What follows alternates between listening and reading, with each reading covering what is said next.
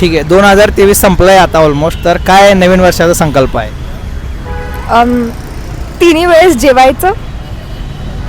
2023 मध्ये काही उपवास केला का?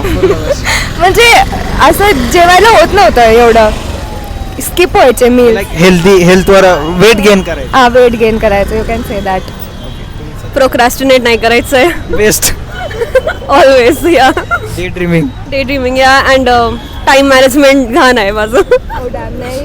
What it is. या अभ्यास करायचा आहे, करिअर बनवायचं आहे. 23 मध्ये नाही केलं. केलं आहे पण 2024 मध्ये अजून लक्ष देईन. ठीक आहे, तर आता मराठी महिने माहिती आहेत आपल्याला. श्रावण, भाद्रपद, मार्गशीर्ष. बस. मराठी नववर्ष कोणत्या महिन्यात असतो? मराठी गुढीपाडवा आत्ता असणार.